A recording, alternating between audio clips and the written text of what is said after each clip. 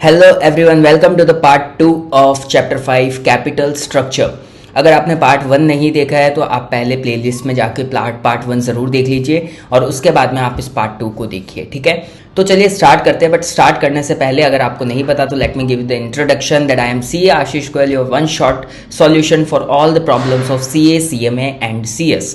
चलिए स्टार्ट करते हैं। कैपिटल स्ट्रक्चर लास्ट लेक्चर में हमने देखा था कि किस तरीके से हमने अलग अलग थेरीज देखी थी, रेलेवेंस थेरी, इररेलेवेंस थेरी, और रेलेवेंस थेरी और इररेलेवेंस थेरी के अंदर हमने फिर 3 अप्रोच को भी स्टडी किया था बेटा। कौन कौन सी 3 अप्रोच देखी थी? नेट इनकम अप्रोच देखी थी, उसके बाद में हमने ट्रेडिशनल अप्रोच देखी थी और उसके बाद में हमने नेट ऑपरेटिंग इनकम अप्रोच भी देखी थी। इस वीडियो में हम कवर करने वाले हैं Modigliani Miller approach cover करने वाले हैं, विदाउट टैक्स और विद टैक्स दोनों कवर करने वाले हैं, प्लस आर्बिट्राज प्रोसेस कवर करने वाले हैं और आगे का पार्ट भी हम कवर करने वाले हैं। ये पूरा चैप्टर हम कवर करने की कोशिश करेंगे इस पर्टिकुलर वीडियो में।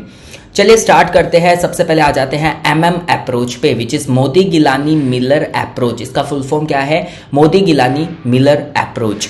अब बेटा ये बिल्कुल वैसे ही है जैसे अगर हम क्रिकेट मैच देख रहे हैं तो हम किस लिए देखते हैं बेटा? जब सचिन खेलता था तो सचिन की बैटिंग देखने के लिए देखते थे। अब जब देखते हैं तो विराट कोहली, रोहित शर्मा को देखने के लिए देखते हैं, ठीक है। तो ये उसी तरीके से है। कोई कैपिटल स्ट्रक्चर चैप्टर क्यों पढ़ रहा है? वो इसीलिए पढ़ रहा है क्योंकि उसको क्या चाहिए बेटा इस चैप्टर के अंदर?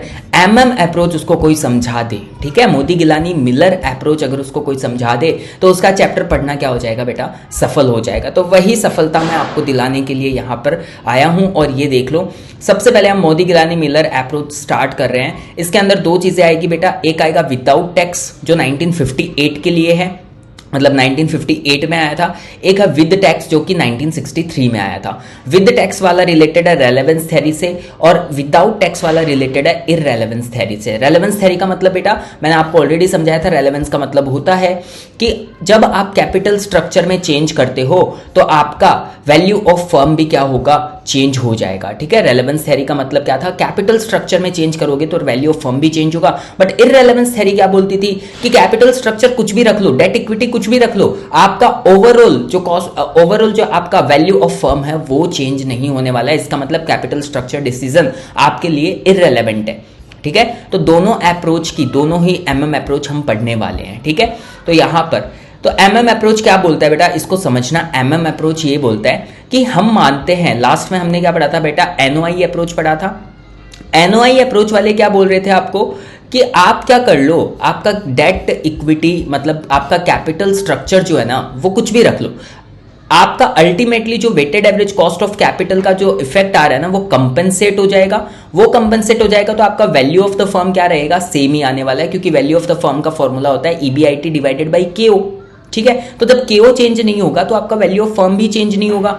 NOI अप्रोच क्या बोलता था कि डेट बढ़ाओगे तो हम मानते हैं कि आपका weighted average cost of capital नीचे आएगा पर आपकी KE तो ऊपर जाएगी डेट बढ़ाने से, क्योंकि फाइनेंशियल रिस्क ऊपर जा रही है, ठीक है। और अगर KE ऊपर जाएगी तो weighted average cost of capital भी ऊपर जाएगा और ये नीचे गया, ये ऊपर गया तो इसका इफेक्ट क्या हो जाएगा? कंपेंसेट हो जाएगा। यही तो बोलता था NOI अप्रोच।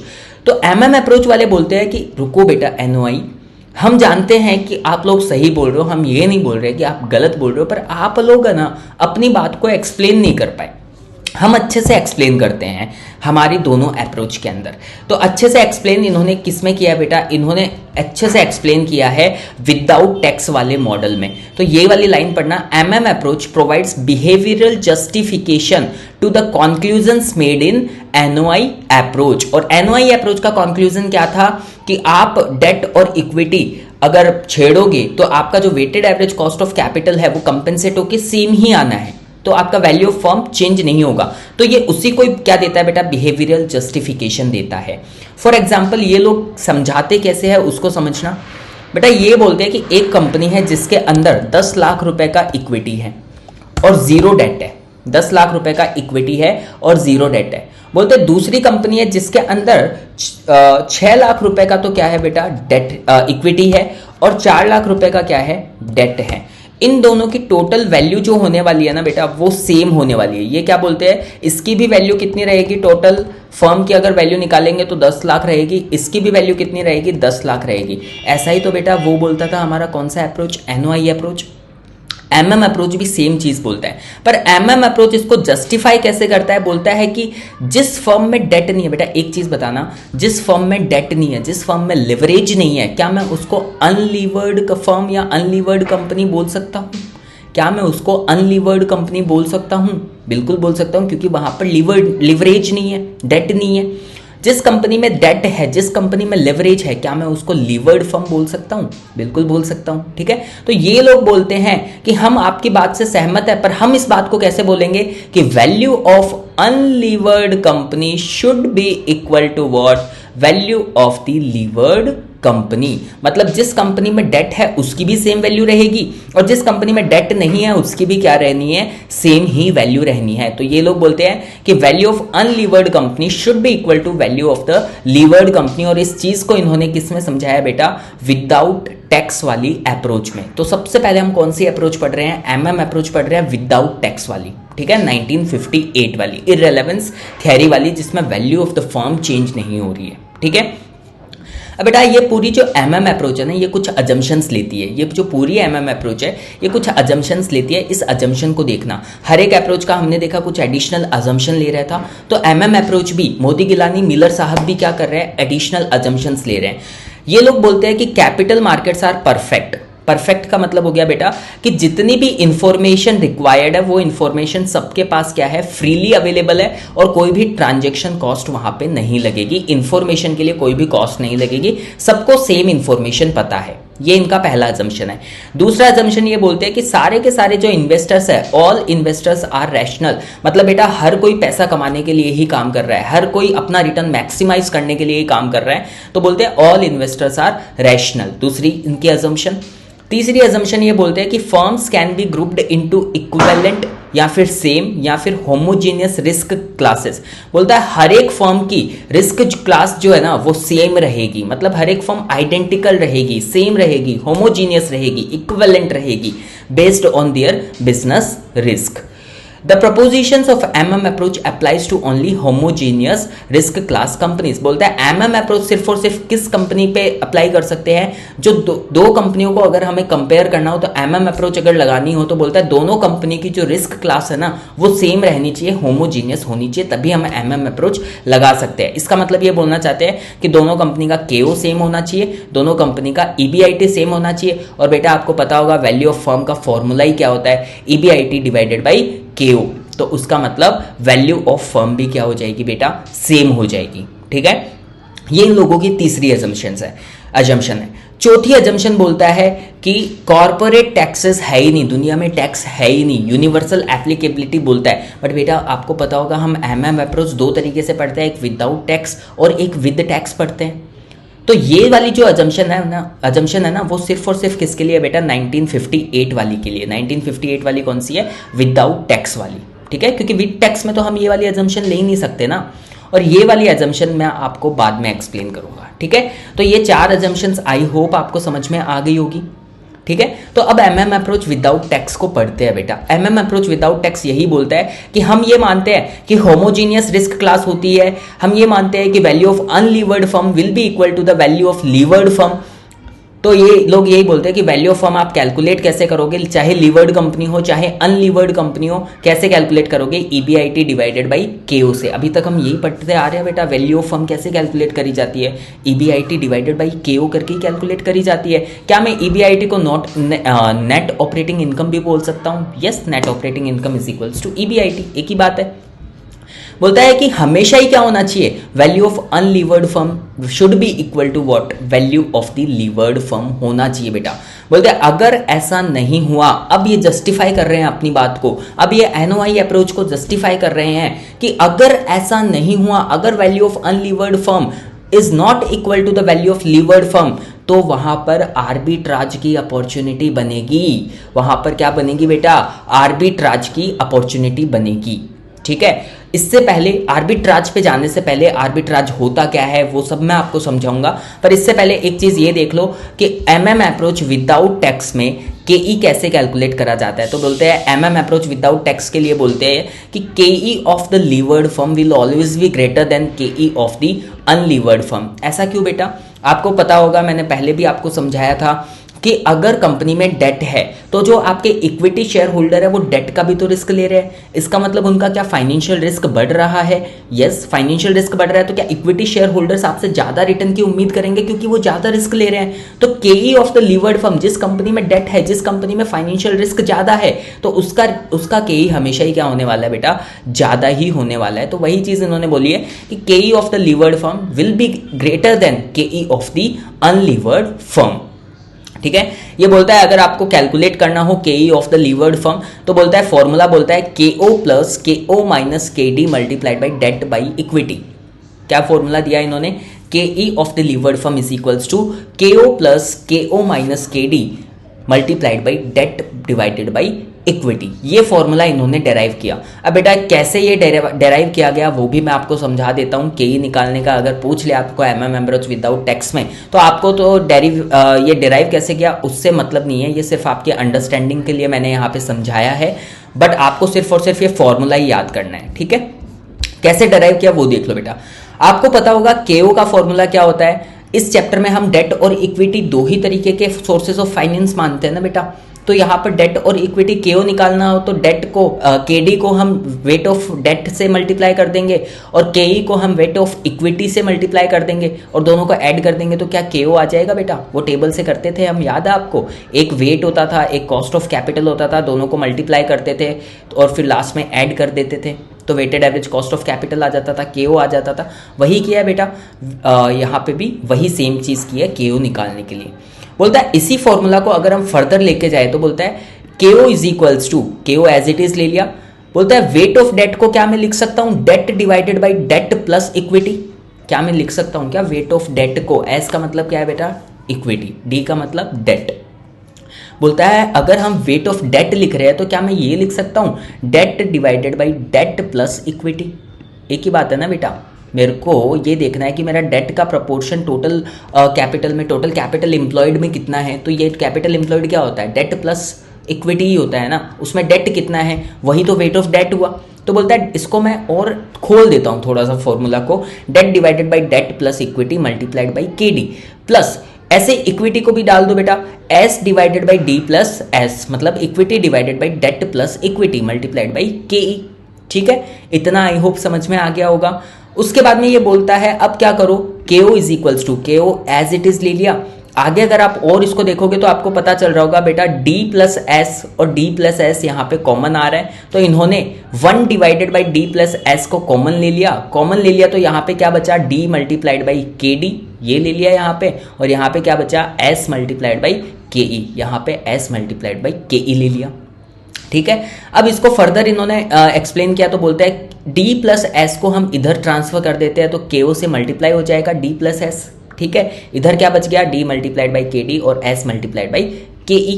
ठीक है, अब क्या करो आप, S मल्टीप्लाइड बाई KE को तो इधर ही रख लो और इसको D मल्टीप्लाइड बाई KD को किधर भेज दो? इस साइड भेज दो। तो फॉर्मूला क्या आ जाएगा बेटा? S multiplied by KE is equals to KO multiplied by D plus S as it is आ गया ये, और इसमें से इधर इसको भेजेंगे तो ये क्या हो जाएगा? माइनस हो जाएगा प्लस से, तो minus D multiplied by KD कर दिया। ठीक है, उसके बाद में और इसको एक्सप्लेन किया KE इज इक्वल्स टू, अब यहाँ S को क्या कर दो? इधर भेज दो। इधर भेजोगे तो ये मल्टीप्लाइड में है तो इधर क्या चला जाएगा बेटा? नीचे चला जाएगा, मतलब डिवाइड में चला जाएगा।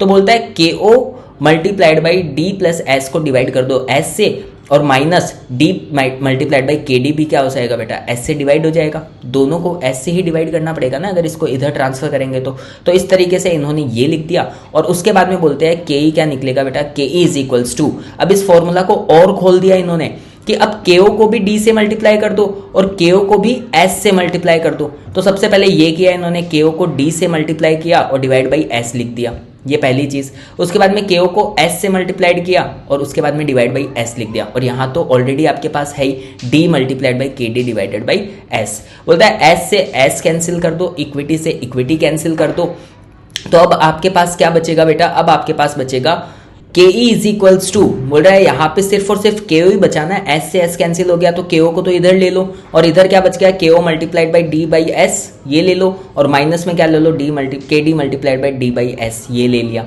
अब इन्होंने फर्दर एक्सप्लेन किया तो बोलते हैं कि बेटा KE इज इक्वल्स टू क्या होगा? के ओ तो ये वाला ही आ गया यहाँ पे, प्लस का प्लस लिख दिया और बोलता है डी बाई एस दोनों में कॉमन है तो इसको कॉमन ले लो डी बाई एस को, तो बचा क्या बेटा के ओ माइनस के डी, यहाँ पे के ओ माइनस के डी लिख दिया। इस तरीके से आपका ये फॉर्मूला जो ऊपर लिखा हुआ था वो इन्होंने डेराइव किया। आई होप डेरिवेशन सबको समझ में आ गया होगा कि ये फॉर्मूला डेराइव कैसे किया गया था। एक बार फिर से बता रहा हूँ कि एग्जाम पर्पज के लिए इंपॉर्टेंट नहीं है, आपके लिए इंपॉर्टेंट है समझने के पर्पस के लिए आपको बताया है कि ये फॉर्मूला डेराइव कैसे किया गया। ठीक है, एग्जाम में आपको सिर्फ यही याद करके जाना है कि K E of the levered firm is equals to K O plus K O minus K D multiplied by debt divided by equity. ठीक है, तो के ई का फॉर्मूला समझ में आ गया होगा सबको। अब चलो वापस से मैं अपनी बात पे आ जाता हूँ, वापस से यहाँ आ जाओ बेटा। ये बोलते हैं कि वैल्यू ऑफ फर्म क्या होता है, ईबीआईटी डिवाइडेड बाई के ओ या फिर net operating income divided by के ओ। बोलता है ये हमेशा अनलीवर्ड कंपनी की जो वैल्यू है ना हमेशा ही क्या होनी चाहिए बेटा, लीवर्ड कंपनी की वैल्यू के बराबर होनी चाहिए। अगर ऐसा नहीं हुआ तो वहां पर आर्बिट्राज की अपॉर्चुनिटी मिलेगी। अब आर्बिट्राज क्या होता है उसको समझना बेटा, आर्बिट्राज क्या होता है। ठीक है, इससे पहले एक और चीज देख लो यहाँ पे, capital structure does not affect केओ और वैल्यू ऑफ द फर्म। बोलता है डेट कितना ही रख लो, इक्विटी कितना ही रख लो, आपका केओ और वैल्यू ऑफ फर्म हमेशा कभी भी चेंज नहीं होने वाला है बेटा। ये तो हमें पता ही है ना, एमएम अप्रोच यही बोलता है, इररेलेवेंस थ्योरी यही बोलती है, तो ये तो कोई बड़ी बात नहीं है। आर्बिट्राज क्या होता है बेटा, आर्बिट्राज बोलता है बेटा समझना, मैं आपको समझाता हूँ।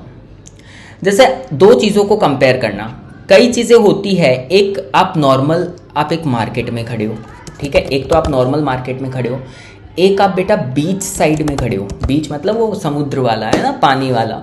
तो आपको पता होगा बेटा अगर मार्केट में कोई चीज़ 10 रुपए की मिल रही है ना तो बीच पे वही चीज़ आपको कितने में मिलेगी, 15 रुपए में मिलेगी कि नहीं मिलेगी बेटा बताओ। अगर मार्केट में कोई चीज़ आपको 10 रुपए में मिल रही है तो बीच साइड में जब आप जाओगे तो आपको कितने में मिलने वाली है वो चीज़, 15 रुपए में मिलने वाली है। इसका मतलब क्या यहाँ पे एक आर्बिट्राज की अपॉर्चुनिटी है क्या बेटा, क्या यहाँ पे पैसा कमाने की अपॉर्चुनिटी है क्या।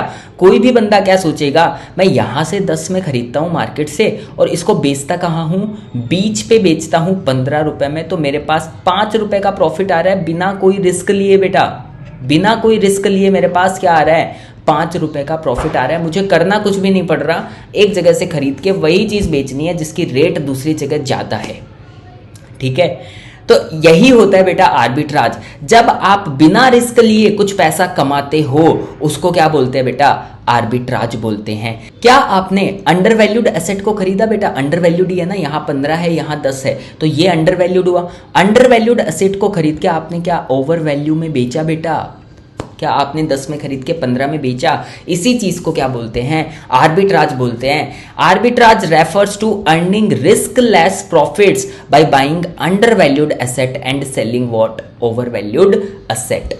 आई होप आर्बिट्राज का मतलब आपको समझ में आ गया होगा कि आर्बिट्राज क्या होता है। ठीक है, अब बेटा समझ लो इस पे क्वेश्चंस कैसे पूछा जाता है एग्जाम में।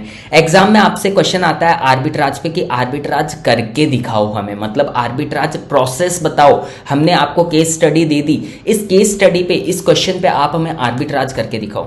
बेटा मैं आपको एक बार फिर से बता देता हूँ, आर्बिट्राज का क्वेश्चन एग्जाम में अभी तक तो पूछा गया है नहीं, पर बेटा जो चीज़ पूछी नहीं गई होती ना उसके आने के चांसेस ज़्यादा रहते हैं। ठीक है, तो आपको अच्छे से समझना है कि आर्बिट्राज करते कैसे हैं, आर्बिट्राज करवाते कैसे हैं। ठीक है, अब आपको पता है कि एमएम अप्रोच बोलता है कि अगर आपका वैल्यू ऑफ अनलीवर्ड फर्म जो है ना वैल्यू ऑफ लीवर्ड फर्म के बराबर होना चाहिए। अगर ऐसा नहीं हुआ तो लोग आर्बिट्राज करके क्या कर लेंगे, पैसा कमा लेंगे। वही चीज है बेटा। Now as per MM approach if a levered company and unlevered company belong to the same risk class, ये तो हमने अजम्पशन में ही देखा था इसके कि हम एमएम अप्रोच में यही मान के चलते हैं कि सारी की सारी कंपनीज क्या है, सेम रिस्क क्लास की है, होमोजीनियस रिस्क क्लास की है, तो इनका वैल्यू ऑफ फर्म भी सेम होगा, इनका केओ भी सेम होगा बेटा। ठीक है, बोलता है अगर ये सेम नहीं है, अगर इनका वैल्यू ऑफ लीवर्ड फर्म और value of unlevered firm should be equal to होना चाहिए, बट अगर इक्वल नहीं है इन दैट केस क्या है बेटा, आर्बिट्राज की अपॉर्चुनिटी मिलेगी और लोग क्या करेंगे, people will start buying under valued company and selling over valued company. इसी तरीके से बेटा मार्केट और बीच का जो एग्जांपल मैंने आपको दिया बिल्कुल उसी तरीके से। और जब ऐसा होगा बेटा, अगर ऐसा होगा बेटा, तो ऐसा ही अगर चलता रहेगा, ऐसा ही लोग करते रहेंगे, आर्बिट्राज करते रहेंगे, तो ये तब तक चलता रहेगा जब तक आपकी दोनों कंपनीज की वैल्यू क्या नहीं हो जाती, इक्वल नहीं हो जाती। It will go on until the value of both the companies become equal. ठीक है, तो ये इन्होंने क्या दिया बेटा, ऑपरेशनल जस्टिफिकेशन दिया किसको, एनओआई अप्रोच का। एनओआई अप्रोच ने तो सिर्फ इतना बोल दिया था कि value of levered company, value of unlevered company, value of firm कभी चेंज नहीं होता है, पर वो लोग ये नहीं समझा पाए कि क्यों नहीं होता है, अगर ऐसा हो गया तो क्या होगा। तो एमएम अप्रोच आए, मोदी, गिलानी, मिलर साहब आए और इन्होंने बोला कि अगर ऐसा हुआ नहीं ना तो ये हो जाएगा, लोग आर्बिट्राज करके बिना रिस्क लिए हुए क्या कर लेंगे, पैसा कमा लेंगे। This is the operational justification of NOI approach. इतनी बात सबको समझ में आई क्या बेटा? यहां पे ये तब तक क्यों चलेगा जब तक इसकी वैल्यू इक्वल नहीं हो जाती। क्यों चलेगा बेटा? क्योंकि आपको पता है जब लोग बाय करने जाएंगे तो आपकी demand will be greater then supply, और जब लोग सेल करने जाएंगे, बाय करके सेल करेंगे तो सप्लाई ज्यादा हो जाएगी ओवर वैल्यूड एसेट की, तो supply will be greater then demand. तो बेटा अल्टीमेटली इफेक्ट जो है वो नेट ऑफ हो जाएगा, सेट ऑफ हो जाएगा, और लास्ट में वैल्यू वापस से क्या हो जाएगी बेटा, इक्वल हो जाएगी। ठीक है, अब हम चलते हैं एग्जाम पर्पस में, और आपके बहुत सारे इलस्ट्रेशंस भी है इस पे, वो भी करेंगे। बोलते हैं आर्बिट्राज प्रोसेस को समझाओ। आर्बिट्राज प्रोसेस क्या होता है, आर्बिट्राज क्या होता है, इस चीज को समझाओ, हमें करके दो एग्जाम में कि आर्बिट्राज कैसे करोगे आप, वो करके दो। तो बेटा समझा देते हैं, कोई बात नहीं है। ये लोग बोलते हैं कि आर्बिट्राज प्रोसेस दो तरीकों से किया जा सकता है। पहला केस तो क्या हो सकता है, जब आपका value of levered company is greater than value of unlevered company, मतलब बेटा डेट वाली कंपनी की वैल्यू ज्यादा है और बिना डेट वाली कंपनी की वैल्यू कम है, तब आप आर्बिट्राज प्रोसेस कैसे करोगे। दूसरा केस हो सकता है आपका value of unlevered company is greater than value of levered company, in that case आप आर्बिट्राज कैसे करोगे। तो बेटा सबसे पहले मैं ये वाला केस ले रहा हूं, जब आपका value of levered company is greater than value of unlevered company होता है, इन दैट केस आर्बिट्राज कैसे किया जाएगा। तो बेटा एक एग्जांपल लिया है हमने, कॉन्सेप्ट क्या है, value of levered company is greater than value of unlevered company, ये वाला एग्जांपल मैं यहाँ पे ले रहा हूँ। ठीक है, तो मैंने दो कंपनीज ली है, एक कंपनी यू है और एक कंपनी एल है। कंपनी यू क्या है, अनलीवर्ड है, और कंपनी एल क्या है, लीवर्ड है। इसका मतलब कंपनी यू में सिर्फ इक्विटी है और यहाँ पर डेट भी मिलेगा। ठीक है, बोलता है इसका EBIT दोनों का सेम है, 50-50 हज़ार का। बेटा हमें पता है एमएम अप्रोच की अजम्पशन भी तो यही थी कि दोनों का EBIT हमेशा सेम होना चाहिए। ठीक है, अब आपका अनलीवर्ड कंपनी है तो इसमें इंटरेस्ट कुछ भी नहीं होगा बेटा, तो आपका अर्निंग्स बिफोर टैक्स क्या आ जाएगा, 50,000 ही आ जाएगा।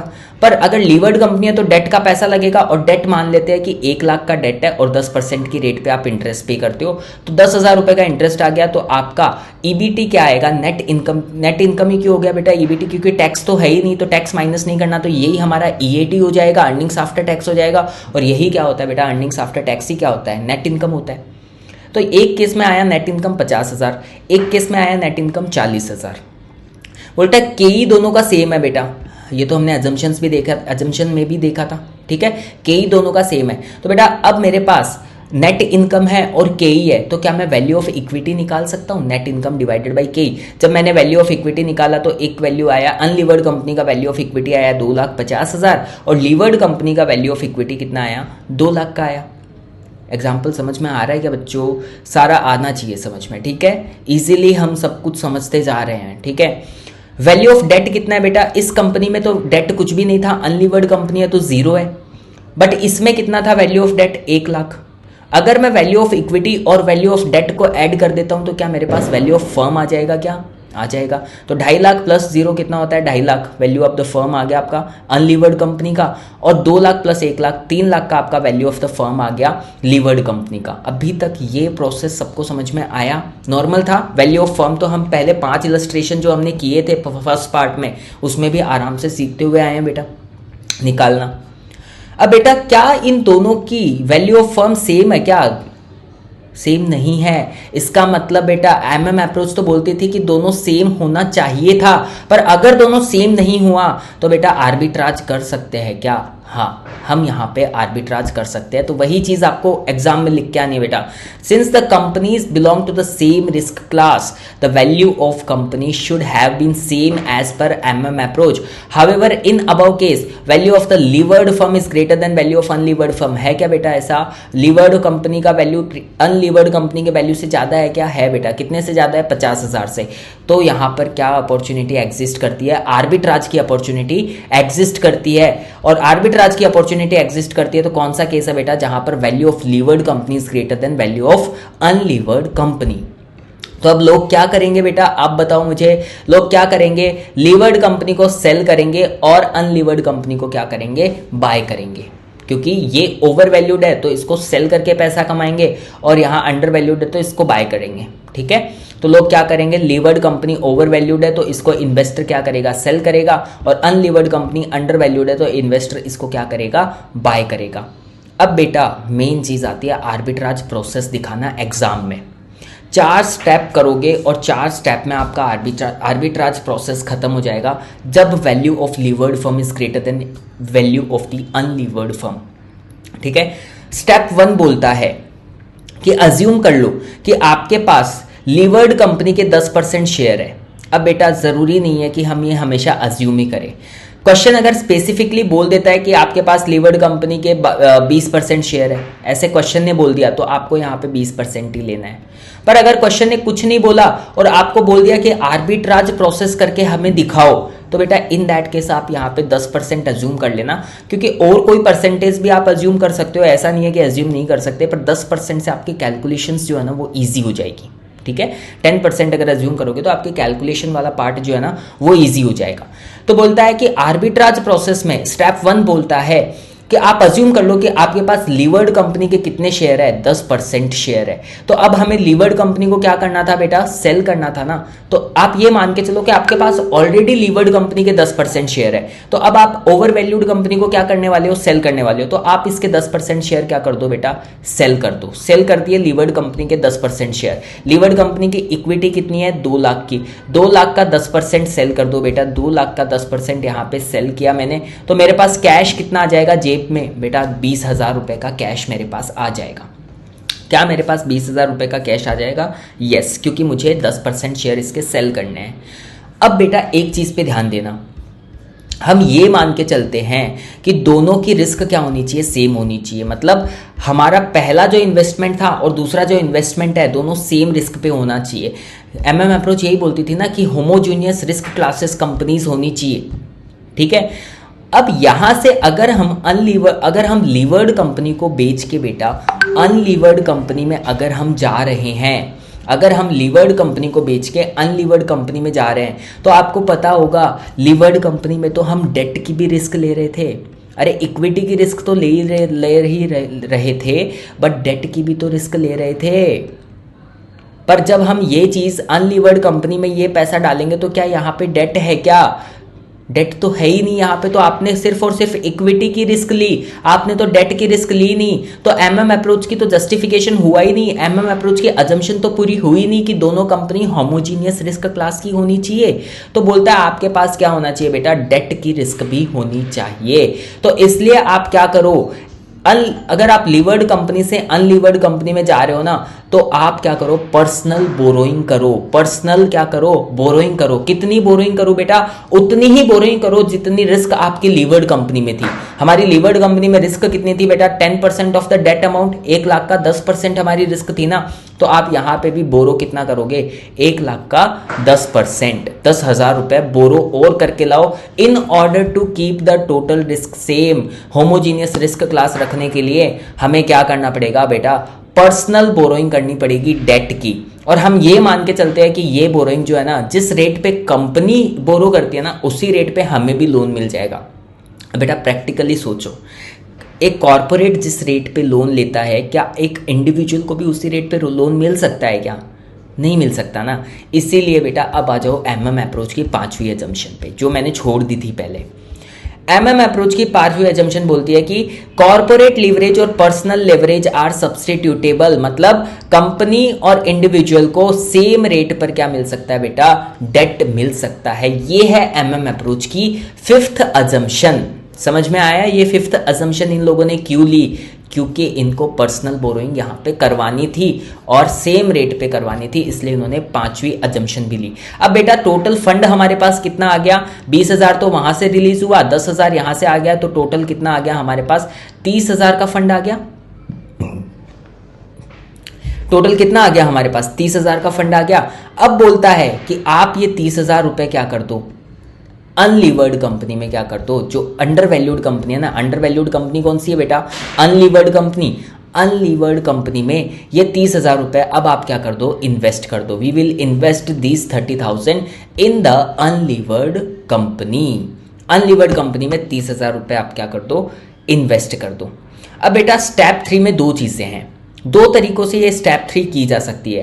क्वेश्चन आप या तो आपको बोल देगा कि पूरा का पूरा अमाउंट आप इन्वेस्ट कर दो, ठीक है, या फिर क्वेश्चन बोलेगा कि आपका अगर 10% स्टेक आपका लीवर्ड कंपनी में था ना, तो आप अनलीवर्ड कंपनी में भी 10% का ही स्टेक लो। मतलब स्टेप 3 दो तरीके से की जा सकती है, या तो मैं पूरा का पूरा अवेलेबल फंड ही इसमें इन्वेस्ट कर दूं, या फिर मैं सिर्फ और सिर्फ कितना इन्वेस्ट करूं बेटा? 10% ही इन्वेस्ट करूं। क्वेश्चन अगर स्पेसिफिकली कोई एक चीज बोल देता है तो वो कर लेना, पर अगर क्वेश्चन कुछ भी नहीं बोलता है तो अपने हिसाब से कोई भी एक एग्जाम में करके आ जाना, कोई भी एक एग्जाम में करके आ जाना, ठीक है। सबसे पहले मैं आपको बता रहा हूं स्टेप 3 में वो वाली चीज जहां हम 10% बेच के अनलीवर्ड कंपनी में भी 10% का ही स्टेक लेने जा रहे हैं। तो बेटा अगर हम अनलीवर्ड कंपनी का भी 10% का ही स्टेक खरीदेंगे तो अनलीवर्ड कंपनी का इक्विटी कितना है बेटा? 2.5 लाख का इक्विटी है। इसका 10% स्टेक खरीदूंगा तो मेरे कितने पैसे लगेंगे बेटा? 25,000 रुपए लगेंगे। कितने पैसे लगेंगे? 25,000 रुपए लगेंगे। 2.5 लाख का 10%। अब मेरे पास थे कितने बेटा? 30,000 रुपए। मैंने इन्वेस्ट कितने कर दिए? 25,000 रुपए। तो मेरे पास जेब में कितने रुपए बच गए बेटा? बैलेंस मनी अवेलेबल कितना है मेरे पास? 5,000 रुपए। 30,000 माइनस 25,000, ये 5,000 रुपए मैंने अपनी जेब में डाल लिए। अब बेटा स्टेप 4 में आपको बस आर्बिट्राज करके दिखाना है। बोलता है आफ्टर आर्बिट्राज, आपने जब ये सब कर लिया तो आपकी अर्निंग क्या हुई बेटा? अर्निंग क्या होगी? अब आपके पास 10% शेयर है किसमें? अनलीवर्ड कंपनी में। और अनलीवर्ड कंपनी का नेट इनकम कितना है? अनलीवर्ड कंपनी का नेट इनकम है 50,000। तो आपको क्या 50,000 का 10% प्रॉफिट आपकी जेब में आएगा एज अ डिविडेंड? बिल्कुल आएगा। तो आपकी अर्निंग क्या होगी? रिटर्न इन अनलीवर्ड कंपनी कितना होगा? 50,000 मल्टीप्लाइड बाई 10% 5,000। पर बेटा आपने स्टेप 2 में बोरोइंग भी तो करी थी, आपने स्टेप 2 में 10% की रेट पे 10,000 रुपए की बोरोइंग भी तो करी थी। तो क्या आपका इंटरेस्ट भी जाएगा 10,000 पे 10% का? हाँ वो भी तो जाएगा, इंटरेस्ट भी तो जाएगा। तो 5,000 आए और 1,000 रुपए चले गए, तो अल्टीमेटली रिटर्न कितनी मिली मुझे? 4,000 की। बेटा अगर मैं ये सब करता ही नहीं, अगर मैं ये सब कुछ नहीं करता तो मेरी रिटर्न कितनी बन रही थी? अगर मैं सिर्फ अपना स्टेक लीवर्ड कंपनी में ही रखता, ये स्टेप 1 स्टेप 2 स्टेप 3 स्टेप 4 कुछ करता ही नहीं, इन दैट केस मुझे क्या मिल रहा था? मेरा लीवर्ड कंपनी में 10% स्टेक था और लीवर्ड कंपनी का नेट इनकम कितना है? 40,000 का। तो मुझे क्या 40,000 का 10% मिल रहा था बिना कुछ किए हुए?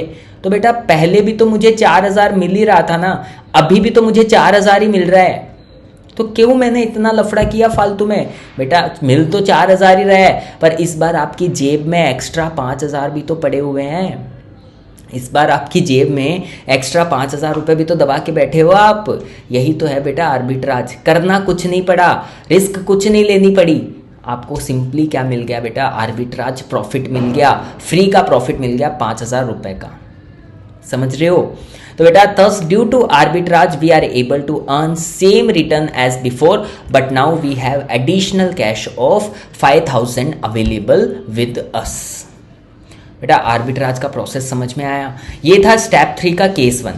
अब दूसरा केस देखते हैं जहां हम पूरा का पूरा अमाउंट ही इन्वेस्ट कर देते हैं। बेटा 30,000 रुपए अगर आप इन्वेस्ट कर दोगे एक 2.5 लाख की कंपनी में, एक 2.5 लाख का इक्विटी जिसमें है, तो आपका स्टेक कितना हो जाएगा बेटा? 30,000 डिवाइडेड बाई 2.5 लाख, 12% स्टेक मिल जाएगा क्या आपको?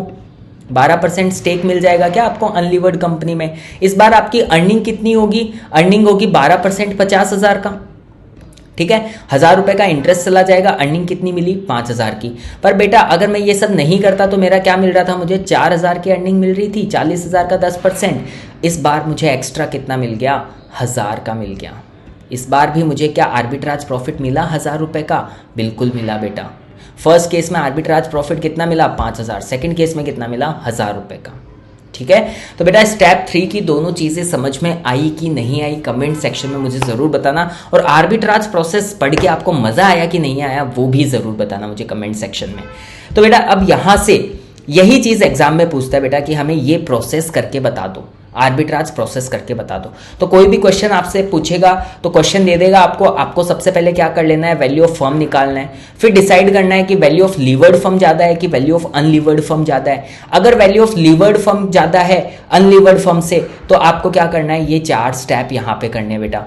स्टेप 1 में आपको लीवर्ड कंपनी के शेयर्स को बेचना है, स्टेप 2 में पर्सनल बोरोइंग करनी है, स्टेप 3 में आपके पास 2 ऑप्शन है, कैसे भी कर सकते हो, या तो पूरा इन्वेस्ट कर दो या उतना ही इन्वेस्ट करो जितना आपने बेचा है। जैसे भी क्वेश्चन आपको बोले और कुछ नहीं बोले तो आपका कोई भी एक तरीके से आप एग्जाम में करके आ सकते हो। और स्टेप 4 में बिफोर आर्बिट्राज और आफ्टर आर्बिट्राज का प्रॉफिट आप कैलकुलेट करके बता दो और आर्बिट्राज से कितना प्रॉफिट हुआ वो बता दो, ठीक है।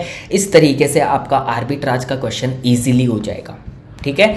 तो बेटा यहाँ पे वही लिखा है मैंने, in exam step 3 can be done as per the requirement of question. Question जैसे बोलता है वैसे कर दो, but if question does not mention anything then can do any one approach of step 3 in solution. जो भी आपको अच्छे लगे उस एक अप्रोच से आप करके आ सकते हो। आई होप बेटा आपको पहला केस आर्बिट्राज प्रोसेस का समझ में आ गया होगा, जब आपका value of levered firm is greater than value of unlevered firm. अब आ जाओ बेटा एक इलस्ट्रेशन करते हैं, इस पे एक इलस्ट्रेशन करते हैं, इलस्ट्रेशन नंबर 6। 5 तक तो हमने फर्स्ट पार्ट में कर लिए थे, अब आ जाते हैं इलस्ट्रेशन नंबर 6 पे। इलस्ट्रेशन नंबर 6 ढूंढते हैं।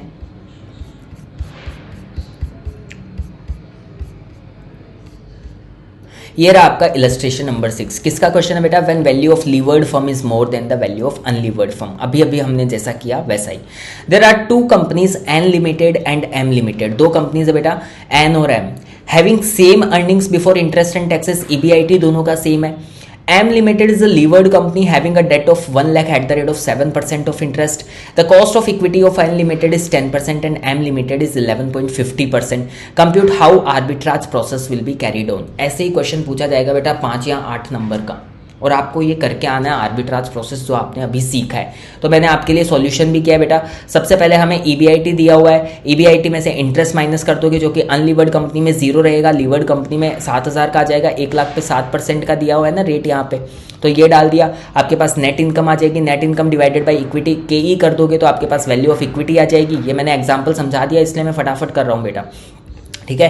Value of debt levered unlevered में तो कुछ भी नहीं आएगा, पर लीवर्ड में 1 लाख आएगा, दोनों का टोटल कर दोगे तो ये आपकी total value of the firm आ जाएगी। और आपको दिख रहा होगा value of the levered company is greater than the value of unlevered company. इसका मतलब यहाँ पर आर्बिट्राज अपॉर्चुनिटी एग्जिस्ट करती है। तो सबसे पहले आपको क्या करना है, स्टेप 1 में आपको लीवर्ड कंपनी के शेयर्स बेचने। बेटा क्वेश्चन में कुछ बोला है क्या, कितने % शेयर बेचने हैं, कुछ भी नहीं बोला ना। तो आपको क्या करना है बेटा, आपको 10% अज्यूम करना है, तो मैंने वही किया है, 10% यहाँ पे अज्यूम किया। तो आपको लीवर्ड कंपनी कौन सी है, इस कंपनी के 10% इक्विटी बेचना है। इसका इक्विटी कितना है, 1,13,043 का 10% आप बेच दोगे तो आपके जेब में कितना आएगा, 11,304.30। अब स्टेप 2 में आपको रिस्क सेम बनाने के लिए पर्सनल बोरोइंग करनी पड़ेगी।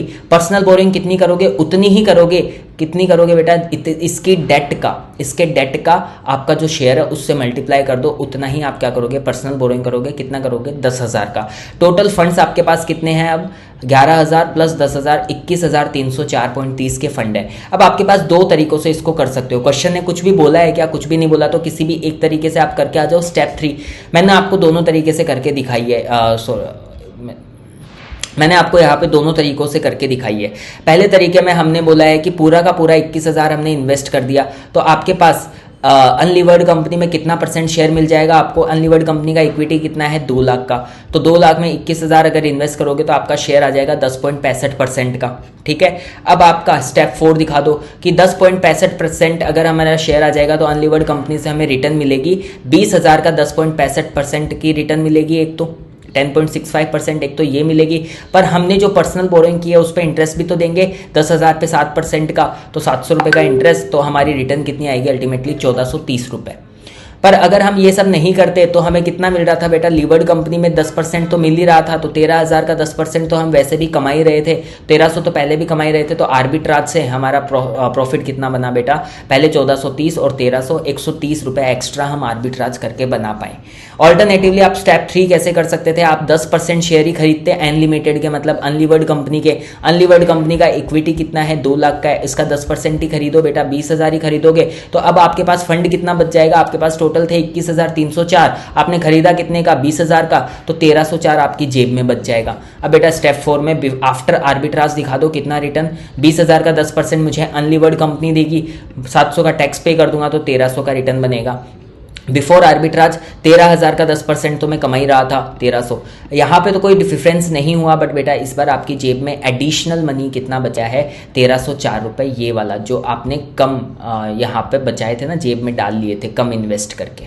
ठीक है, ये आपका इलस्ट्रेशन नंबर 6 है बेटा। पूरा का पूरा सॉल्यूशन मैंने आपको करके दिया है, यहाँ से आपको देखने की भी ज़रूरत नहीं है। ठीक है, यहाँ से देखने की ज़रूरत नहीं है, पूरा का पूरा सॉल्यूशन मैंने आपको करके दिया है। जैसे हमने ये एग्जाम्पल किया था ना बेटा, एज इट इज़ बस वैसे ही करना है। This is your illustration number 6। ठीक है, अब आ जाओ इलस्ट्रेशन नंबर 7 पे। इलस्ट्रेशन नंबर 7 भी ऐसा ही है बेटा, इसलिए मैंने यहाँ पे सॉल्यूशन किया नहीं है। एक बार मैं आपको समझा देता हूँ कैसे करना है। Following data is available in respect of 2 companies having same business risk. Capital employed है 2 लाख का, EBIT है 30,000 का, KE दिया हुआ है 12.5% का। सोर्सेज बोल रहा है डेट और इक्विटी। लीवर्ड कंपनी में 1-1 लाख रुपए का डेट और इक्विटी है, और अनलीवर्ड कंपनी में पूरा का पूरा 2 लाख ही क्या है बेटा, इक्विटी है, डेट कुछ भी नहीं है। तो ये इसका कैपिटल स्ट्रक्चर आपको दे दिया। आपके पास EBIT है, आपके पास KE है, वही डेटा है बेटा। कैपिटल एम्प्लॉयड मतलब इन सबका टोटल बोल रखा है, इसका और कोई यूज नहीं है। ठीक है, वही डेटा आपके पास अवेलेबल है, पर इस बार क्वेश्चन ने स्पेसिफिकली बोल दिया कि आपको 10% अज्यूम नहीं करना है। An investor is holding 15% shares in the levered company. Investor के पास ही 15% शेयर है, तो बेटा 10% अज्यूम मत करना है इस बार। स्टेप 1 में आपको 15% से ही काम करना है। ठीक है, calculate the increase in annual earnings of investor if he switches his holding from levered company to the unlevered company. बेटा लीवर्ड से अनलीवर्ड पे जा रहे हैं। अभी जो हमने एग्जाम्पल किया, अभी जो हमने इलस्ट्रेशन नंबर 6 किया, एज इट इज वही इंफॉर्मेशन दी हुई है, और उसी तरीके से आपको इसको सॉल्व कर लेना है। कर लोगे क्या बेटा, कर लेना। ठीक है, इजीली ये सॉल्व हो जाएगा। ठीक है, नहीं हो तो कमेंट सेक्शन में मुझे बताना, मैं आपको उसका सॉल्यूशन भी दे दूंगा। ठीक है, अब आ जाओ बेटा इलस्ट्रेशन नंबर 8। और इलस्ट्रेशन नंबर 8 कौन सा है बेटा, अभी तक तो हम क्या कर रहे थे, आर्बिट्राज का केस 1, जहां पर value of levered company is greater than value of unlevered company, ये वाला केस कर रहे थे। इस बार हम कौन सा केस कर रहे हैं, जहां पर value of unlevered company is greater than value of levered company. बोल रहा है इस बार आपका जो बिना डेट वाला फर्म है ना, उसका वैल्यू ज्यादा है, और डेट वाले फर्म का वैल्यू जो है ना वो कम है। इस बार ऐसा बोल रहा है। तो आ जाओ इलस्ट्रेशन नंबर 8 में। इस कॉन्सेप्ट को हम समझेंगे इलस्ट्रेशन नंबर 8 की हेल्प से। आ जाओ इलस्ट्रेशन नंबर 8 पढ़ते हैं। There are 2 companies, U limited and L limited, 2 company है बेटा, having same net operating income, मतलब EBIT 20,000 है, except that L limited is a levered company. बोलता है L लिमिटेड क्या है, एक लीवर्ड कंपनी है, जिसका डेट कितना है, 1 लाख का 7% की रेट है, और cost of equity U limited और L लिमिटेड का दे रखा है बेटा। सेम डेटा दिया हुआ है जो हमने इलस्ट्रेशन नंबर 6-7 किया है, उसी तरीके का डेटा दिया हुआ है। बोल रहा है आर्बिट्राज प्रोसेस कैसे काम करेगा। तो बेटा हमें वही टेबल बना के सबसे पहले ये दिखाना है, वैल्यू ऑफ फर्म दिखाना है। तो U लिमिटेड हमारी अनलीवर्ड कंपनी है, L लिमिटेड हमारी लीवर्ड कंपनी है, EBIT डाल दिया, इंटरेस्ट माइनस कर दिया, अनलीवर्ड कंपनी में 0 रहेगा, लीवर्ड कंपनी में 1 लाख का हमारे पास डेट था, उसका 7% ले लेंगे तो 7,000 रुपए का आ जाएगा। तो नेट इनकम आ जाएगा 13,000 रुपए का, यहाँ पे आ गया लीवर्ड कंपनी का, और अनलीवर्ड कंपनी का कितना आ गया, 20,000 रुपए का। KE हमें क्वेश्चन में दिया ही हुआ है 10% और 18%। अगर आप net income divided by KE करोगे तो वैल्यू ऑफ इक्विटी आ जाएगा। अभी तक जो हम करते आए ना बेटा वही कर रहे हैं। ठीक है, और डेट का वैल्यू अनलीवर्ड में तो कुछ भी नहीं है, लीवर्ड में 1 लाख है, टोटल निकाल लोगे तो आपके पास क्या आ जाएगा, वैल्यू ऑफ दी फर्म आ जाएगा। इतना तो हर कोई कर लेगा बेटा। अगर आपने इलस्ट्रेशन नंबर 6 और 7 और वो एग्जाम्पल अच्छे से समझ लिया है तो इजीली ये चीज कर सकते हो आप। अब बेटा आपको वो देखना है कौन से कंपनी की वैल्यू ज्यादा है। अभी तक हम जो कर रहे थे उसमें लीवर्ड कंपनी की वैल्यू ज़्यादा आ रही थी, पर इस केस में हमारे अनलीवर्ड कंपनी की वैल्यू लीवर्ड कंपनी से ज़्यादा आ रही है कि नहीं आ रही है बेटा, आ रही है ना, तो केस उल्टा हो गया इस बार। तो बेटा आपको लिखना पड़ेगा फिर एग्जाम में कि as per MM approach value of unlevered firm should be equal to the value of levered firm, but हमारे केस में value of unlevered firm is greater than value of levered firm, तो यहाँ पर arbitrage की opportunity जो है वो exist करती है। इतना कर दिया, उसके बाद में अब बस आर्बिट्राज प्रोसेस दिखाना है। बेटा इसका आर्बिट्राज प्रोसेस थोड़ा सा चेंज होगा, ठीक है। पहले केस में हम 4 स्टेप में काम कर रहे थे ना। पहले स्टेप में हम क्या करते थे, शेयर्स बेचते थे, दूसरे में पर्सनल बोरोइंग करते थे, तीसरे में हम इन्वेस्ट करते थे दूसरी कंपनी में, चौथे कंपनी में हम आर्बिट्राज दिखाते थे, रिटर्न दिखाते थे ड्यू टू आर्बिट्राज, ठीक है। इसमें हम क्या करेंगे, इसमें भी वही करेंगे बेटा। फर्स्ट स्टेप में तो हमें बेचना ही पड़ेगा। इस बार हम किसको बेचेंगे, अनलीवर्ड कंपनी को बेचेंगे। तो बेटा क्वेश्चन ने कुछ बोला है क्या, कितना % स्टेक आपको लेना है, कुछ भी नहीं बोला, तो 10% अज्यूम कर लेते हैं। तो मान लेते हैं 10% स्टेक है हमारे पास अनलीवर्ड कंपनी में, तो हमने 10% इक्विटी बेचना है अनलीवर्ड कंपनी का। तो 2 लाख का 10% मैं यहाँ पर बेच देता हूँ, सेल कर देता हूँ। Assume you have 10% shares of U limited unlevered company, by selling these shares cash realize कितना होगा, 2 लाख का 10% 20,000। अब ध्यान देना बेटा, उसमें हम स्टेप 2 में पर्सनल बोरोइंग कर रहे थे ताकि हमारी रिस्क मैच हो जाए दोनों कंपनी की, ठीक है। बट यहाँ तो बेटा हम जिस कंपनी में ऑलरेडी इन्वेस्टेड है, क्या उसमें डेट है क्या, तो क्या हम ऑलरेडी डेट की रिस्क ले रहे हैं क्या। जब कंपनी में डेट है ही नहीं तो हम डेट की रिस्क भी नहीं ले रहे। तो जब हम लीवर्ड कंपनी में जा रहे हैं तो क्या हमें डेट की रिस्क लेनी पड़ेगी क्या हमें और कोई पर्सनल बोरोइंग करनी पड़ेगी क्या, नहीं करनी पड़ेगी ना बेटा।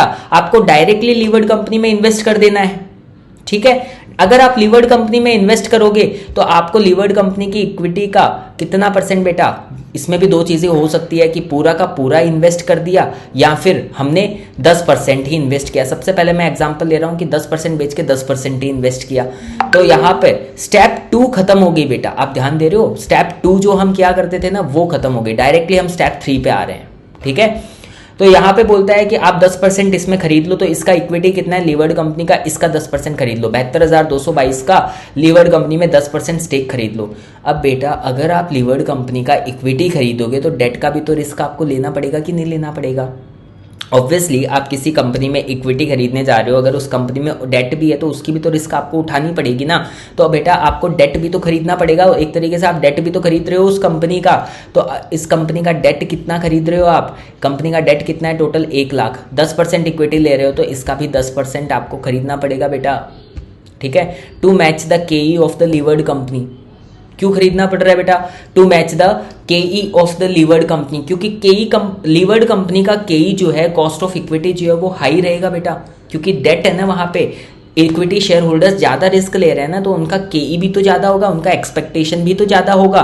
तो हम जो अनलीवर्ड कंपनी से लीवर्ड कंपनी में आ रहे हैं जिसका केई ज़्यादा है, तो हमारी अनलीवर्ड कंपनी को लीवर्ड कंपनी के बराबर बनाने के लिए उसका केई से तो मैच करना पड़ेगा।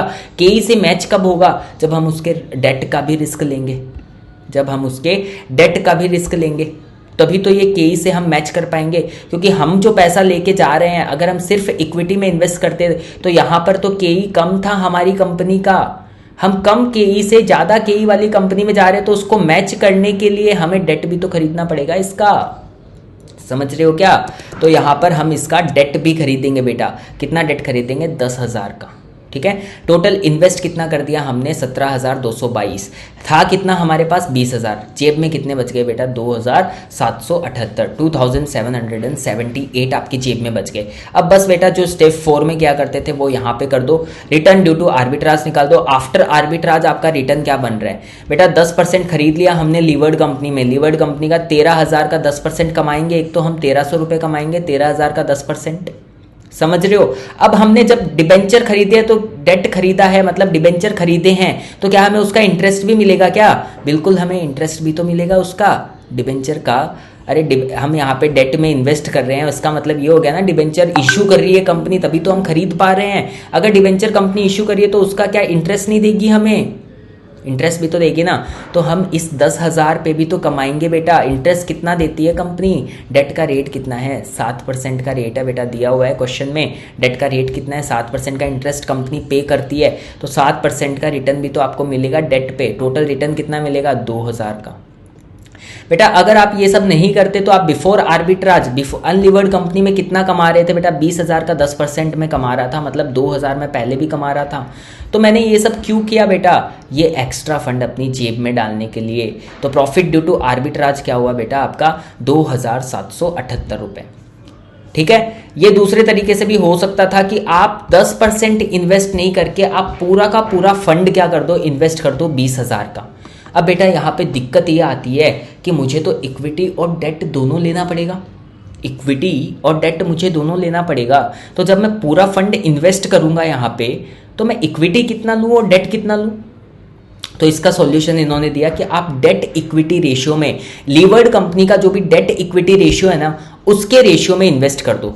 तो लीवर्ड कंपनी में देखो बेटा, डेट कितना है? 1 लाख का, इक्विटी कितना है? 72,222 का, टोटल कितना हो जाएगा? 1,72,222। तो इक्विटी कितना ले लो? रेशियो में ले लो बेटा। ये चीज जो है ना हम इलस्ट्रेशन नंबर 9 में देखेंगे। मैंने इलस्ट्रेशन नंबर 8 को ही 2 तरीकों से करके नहीं दिखाया है, मैंने सोचा इलस्ट्रेशन नंबर 9 भी कवर हो जाए और आपको दूसरा तरीका भी समझ में आ जाए। ठीक है, तो वो तरीका हम इलस्ट्रेशन नंबर 9 में देखेंगे बेटा। इलस्ट्रेशन नंबर 9 में आ जाओ। इलस्ट्रेशन नंबर 9 आपको बोलता है following data is available in respect of 2 companies having same business risk. तभी तो एमएम अप्रोच अप्लाई होगी बेटा। कैपिटल एम्प्लॉयड मतलब इन दोनों का टोटल, ईबीआईटी 30,000 है दोनों कंपनीज का, इक्विटी और डेट इतना इतना है, एक लीवर्ड है एक अनलीवर्ड कंपनी है, के इतना इतना दिया हुआ है बेटा। इन्वेस्टर 15% शेयर होल्ड करता है, इस बार हमें 10% अज्यूम नहीं करना है। बोल रहा है इन्वेस्टर का अनलीवर्ड कंपनी में कितना शेयर है? 15% का। Calculate the increase in annual earnings of the investor if he switches his holding from unlevered company to the levered company। बेटा केस 2 ऑफ आर्बिट्राज प्रोसेस। ठीक है, जब अनलीवर्ड कंपनी की वैल्यू आपकी लीवर्ड कंपनी से ज्यादा हो।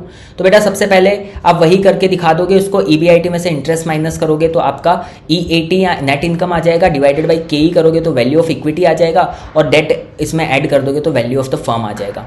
तो अनलीवर्ड कंपनी का वैल्यू ऑफ फर्म कितना आया? 2,40,000, और लीवर्ड कंपनी का वैल्यू ऑफ फर्म आया 2 लाख। तो अनलीवर्ड कंपनी की वैल्यू लीवर्ड कंपनी से ज्यादा है, इसका मतलब आर्बिट्राज अपॉर्चुनिटी यहाँ पे एग्जिस्ट करनी है। इतना तो लिख दोगे बेटा।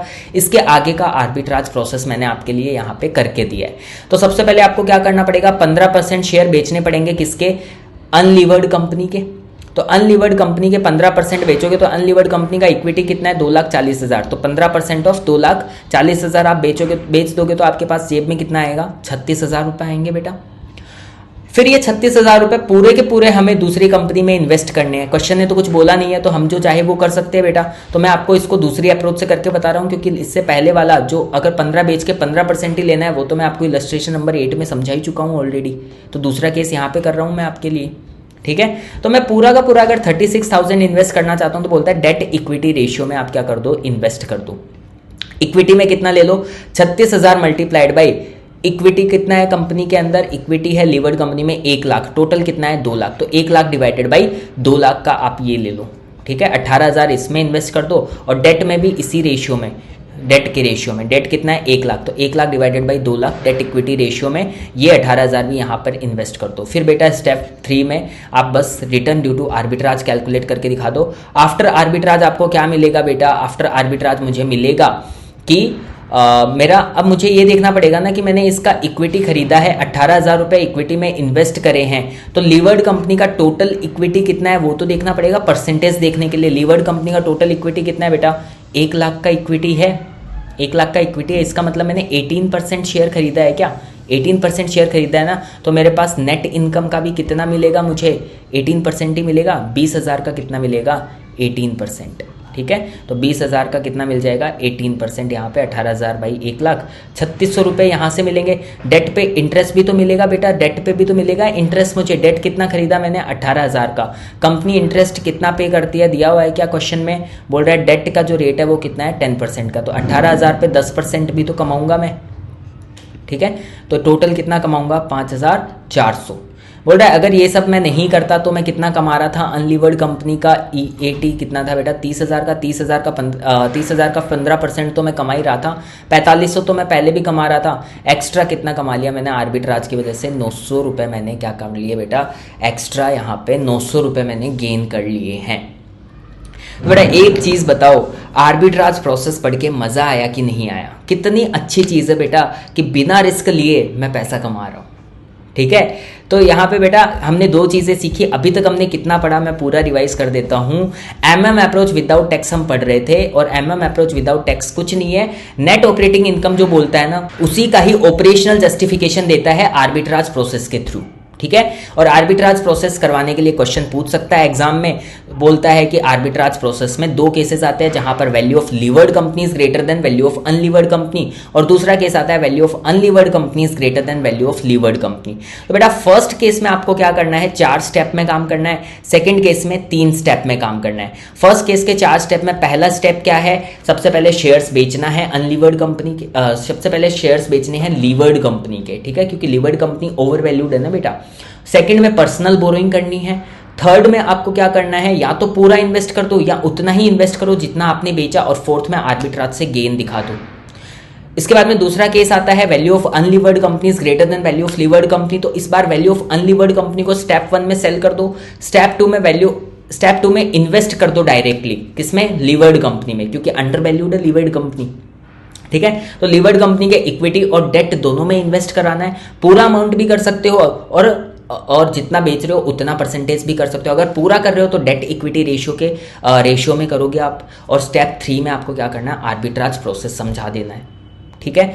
सो आई होप बेटा आर्बिट्राज प्रोसेस में अब कोई दिक्कत नहीं आ रही होगी। आर्बिट्राज होता क्या है और ये फॉर्मूलाज कैसे डेराइव किए, ये एमएम अप्रोच विदाउट टैक्स क्या होती है, पूरा आई थिंक आपको समझ में आ गया होगा। अब बेटा अब इस चैप्टर में ज़्यादा कुछ नहीं बचा है, एमएम अप्रोच विद टैक्स वाला बचा है, और कुछ 2 अप्रोच और बची है, ट्रेड ऑफ थ्योरी और पैकिंग थ्योरी, जो मैंने आपको बताया था कि थ्योरेटिकल पार्ट है।